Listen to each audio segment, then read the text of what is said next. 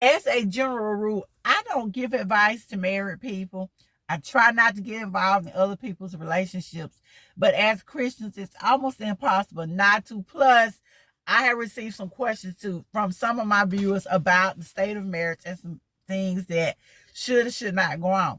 The first thing I'm going to tell you is this, that it doesn't matter if it's your husband, if it's your boo, your boyfriend, your girlfriend, whoever it is, the first thing you have to ask yourself is, does this person line up with what God has told me? So a lot of us in today's times have decided that we're going to get involved with people that we shouldn't be involved with. When I say that, the Bible clearly states that we are not to be unequally yoked. So what that means is, I cannot, being a Christian, knowingly date someone or knowingly marry someone who I know is not saved. What does it look like me marrying an atheist? That would make no sense whatsoever. I don't think God told me to do that, because there's going to be a problem. There's going to be a conflict because our views and values don't line up. So if I'm a person, I'm not saying opposites don't attract, but what I'm saying is, when it comes to spiritual and biblical principles, you don't marry someone who is totally out of sync with you as far as spirituality or Christianity goes. As I said, we should not be marrying someone who does not have the same beliefs that we do. And not just beliefs on church, but also beliefs on whether we are going to be faithful to one another or not, whether we are going to treat each other with kindness, whether we're going to treat each other with respect. These are some things that we have to take into account before we go down the aisle. We are told in God's word that love is patient, that love is kind, that it hides a multitude of sins. And it does. Love is patient. So when we're picking our spouse or we're picking our partner that we are planning on marrying, then we need to make sure we're getting someone who is willing to be patient with us. Because there are going to come some days when things are not going to go right. They're not going to go well. We may get a little slower than we used to be, but we need somebody who's patient. We don't need somebody that's flying off the handle every 2 minutes. So when we're talking about picking someone, we need to pick someone who is patient with us. And I'm going to give you my whole philosophy on this before I even go any further. Before we marry someone, I think we all need to consult God. We need to ask him, is this the right person? Is this who you would have me to be with? And we need to listen to the answer that we get. Perfect example, and this has nothing to do with getting married or choosing a partner, but this has to do with me.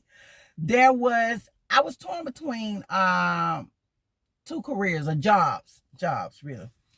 And I said I didn't care, but when you get out to it deep down, you really do. So, and you'll usually discover this, like if you get ready to go somewhere, you ask me, which dress should I wear? I don't really care. I like both of them. And when they pick the other one and you go, something on the inside of you, well, what's wrong with this one? Then you know you really wanted to wear the other dress. But I was sort of torn between the two jobs.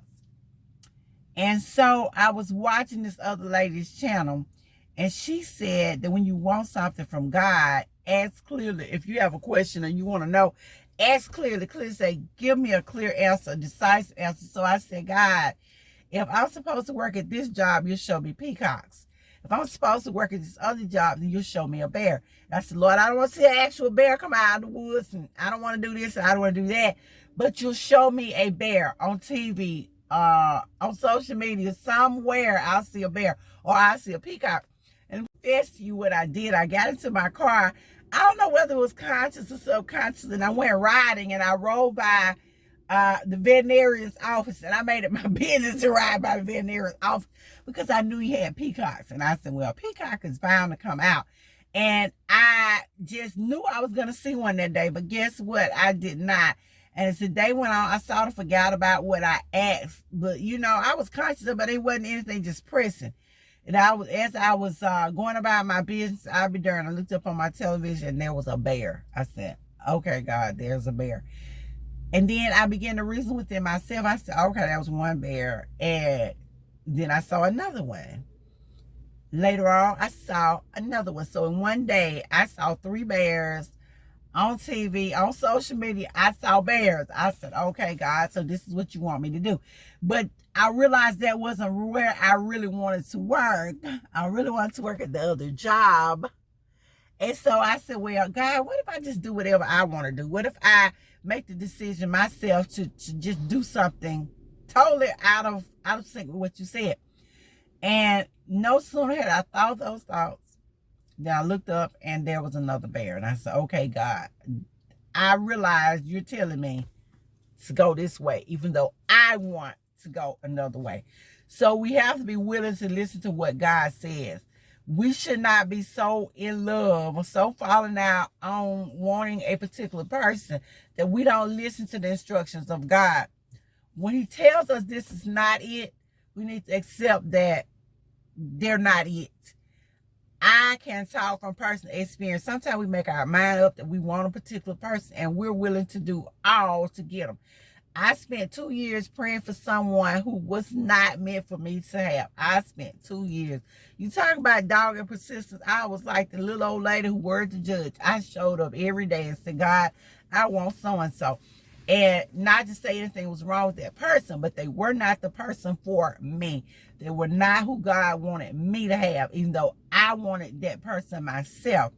Another instance of me doing it, and this is me laying it all out the bare, that I was willing to do whatever. I was angry with God because things were not working out in my relationship, because I was just convinced this was the person for me and this is who I want and this is what we were going to do.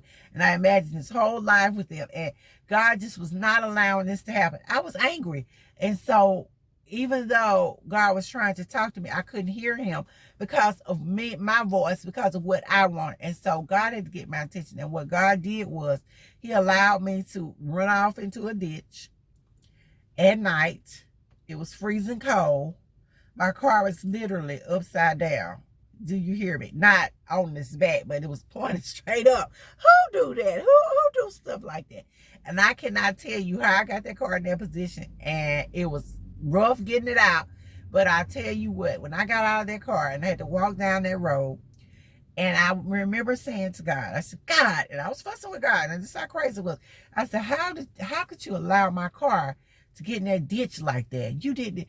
And an angel literally came down and walked beside me. And I know some of you are going to think I'm nuts when I say this, but I promise you it was an angel. And he was walking beside me, and he said, you know, he began to speak to me. He said, you're doing all this to get what you want. You're doing all this to have your way. He said, I can give you exactly what you want, but I will make you pay a high price for it. And I had gotten so depressed in the process in this time, I had said, I didn't care if I had laid down and died. I really did, because this is what I wanted. I mean, that's how stubborn I was. This is what I wanted, and I wanted it now, and I wanted it. And he quoted those words. He said, you're talking about you don't care if you die. You want to die. He said, I can make it where you want to die, and you can't. And so I realized then I had took things too far, that this is what I was wanting and not what God was wanting for me.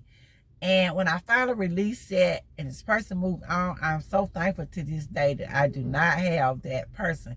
Sometimes we are so determined to do and be what we want till we won't listen to what God is trying to tell us. And if a person does not love us as God so loved the church and who gave himself for her, then this is not it. The Bible clearly gives instructions on what this person should do for us.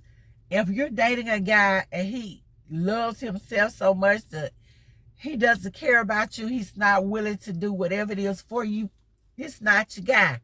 If he is mistreating you, if he is physically abusive to you, if he's verbally abusive to you, I don't care even if he's paying the bills.